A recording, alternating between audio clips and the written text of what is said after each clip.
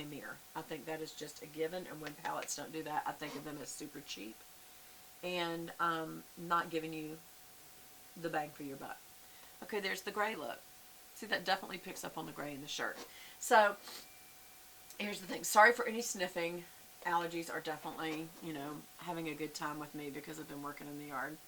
But anyway, I'm just doing this whole transition area right down in front of the brow, straight down, and then over that transition area before you actually get in the crease, because you're going to come back through the crease with another color, maybe. I don't know. You could stop here. Now that looks a little bright if you stopped here because that gray is a very light gray, but it goes with the shirt perfectly. And so I feel like it was a good choice.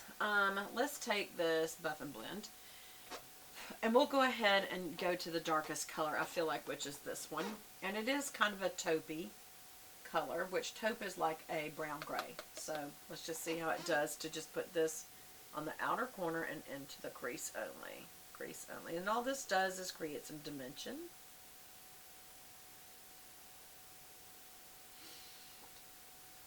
Yeah, it does. It created some dimension. Do you see the difference how this looks just bright? And with this shirt, here's the other thing. People say, you don't do your eyes based on what you're wearing. No, you don't. You base it on your skin tone, your eye color, and what you're wearing. I would not wear brown eyeshadow with a gray shirt. Just because it's a warm tone with a cool in it. It just looks like there's no continuity in your look. But I am putting a brown tone gray in the crease to give it a little bit of depth, whereas this looks very flat. And when you have a hooded eye or dropped eyes, you're aging, your skin right here kind of lets go, you might want to have a little definition in here. It kind of makes it look more dimensional than just, oh, your skin's letting go. So you see that? See the difference? And it is a true gray brown, so these are a perfect match. This is a good palette, y'all. This is a good blending palette. Alright, so I'm going to go back in there, do the outer V, so you come in at a slant and then go in there, back and forth. You can look up, and that way the skin kind of grabs it, and it kind of keeps it in the crease. And then I do kind of blend it out a little bit. And I did do the other side twice, so we'll do this twice. I am tapping off pretty judiciously or religiously because this has a lot of powder coming off the palette, as you can see. Okay, another thing that you can do with this, I don't think I have a small one over here, but I should have it over here. Y'all, there's socks everywhere. Everywhere. There's just socks and stuff everywhere. Ever since I've been cleaning out my dad's house, there's just stuff everywhere. Well, we could use this. This is actually one of Savannah's brushes. Again, this is Sassy by Savannah. And this is an angled brush, and that would be perfect, maybe if I wet it. Now, by the way, you saw me do that with my tongue. This is my palette, and I do not share palettes. So it's okay. I'm just going to run that right through the lash line. Right through the lash line. Just to draw the two colors together and make sure it connects on the end. Maybe even stamp it a little right there. You also can make it draw together by running that color through your brow. And it's a color that you would use for your brow. So this is a good brow backup. Okay. Just running it right through the lashes. You see the lashes even nude. I'm not necessarily trying to get under them. It will go under them, but more importantly, it will fill in between them.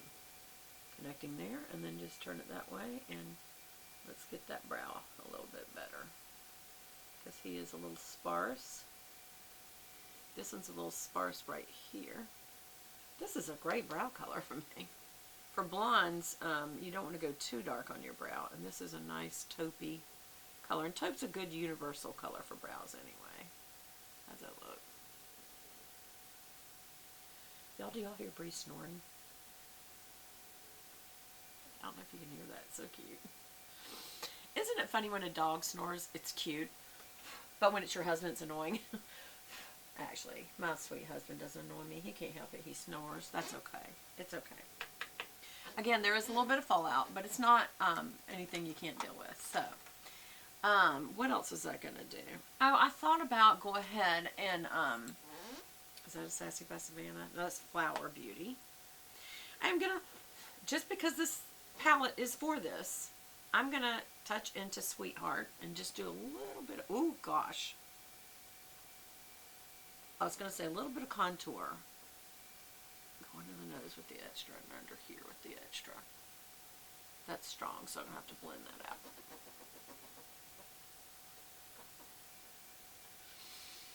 Also, when you're blending, go past the line so you don't just have a harsh line. Just make your line, but then blend past it so that it, now I've got to blend it all over so that this color, listen, that's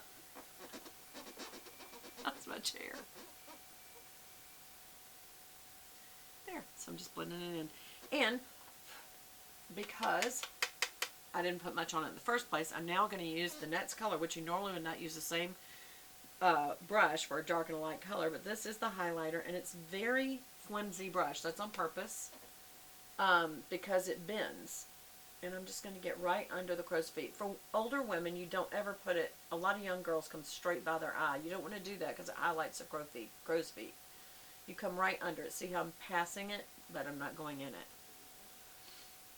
And this is not super bright highlighting, by the way. So that's interesting because I would have thought hers would have been really highlighted. Let's get right on the nose and see, is it in the Cupid's bow? No, there's not an over amount of shimmer on this, so that's kind of a nice highlight for us older ladies. Because again, when you highlight, it highlights, and you don't want to highlight wrinkles. So I use very little. I use some right in between the brows, never up here where your big lines are. If you have a big 11 line right here, mine's not that strong yet. I hope it won't be, but you know, it's probably inevitable. Then don't highlight there. I mean, because that will definitely highlight your 11s. And those of you who don't know what an 11 is, it is where your wrinkle right there, there's two of them, and it looks like the number 11. So people call it the 11s. Yeah, there's a little bit of shimmer. You can see it. And that's very subtle, so I do like this. So far, out of all these palettes, I'm really liking this one for a good everyday look, and that's the Nashville one. Again, it comes in trio. I don't know if you can buy them separate. Go to Sassy by Savannah's website to see. I'll link that.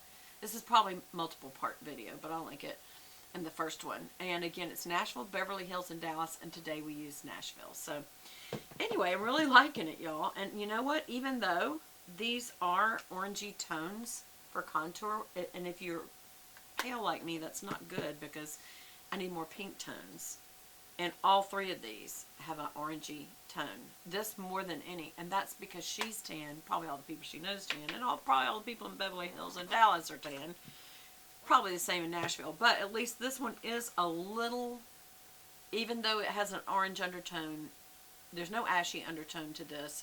It was blended out. And it does make me kind of look like I've got some sun. So there. Just do it with the light hand and blend it out real good. Okay, y'all, that's it. I hope y'all enjoyed it, and I miss y'all. It's been fun doing this.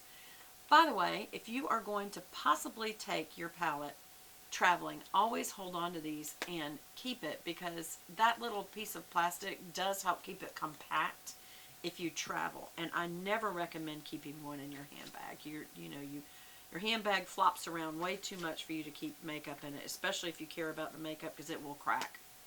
But to put it in your suitcase or just if you're taking one driving, but if you're flying, I would do it in your take-on bag, because really it will get ruined. But that will help. If you put the plastic back in there, it does help keep it compacted down. That's why they put it in there, so that it can get to you that way. All right, let's see. Let's see about where we are. The monitor's so far away I can't see that far. Oh, I think we're good. Into 2 videos only. We'll see when I try to upload. And again, y'all, please do go over and visit my Beth Buchanan Pure Bible channel. You know what I didn't do? I didn't blend at all. Where's a blendy blend brush? Hold on. Well, it'll probably go out while I'm blending, but just to get the edges so there's no lines. Just a little. Don't overblend, especially through here. It'll just turn into mud. It'll just turn all your colors into one color. And you don't want to do that. I don't want to do that. I don't know what you want to do. Anyway, I love y'all. I'm going to have a sip of coffee. Oh my gosh. That came so close to going on my shirt, but it didn't. I hope y'all enjoyed it, and I will talk to you again soon. Bye!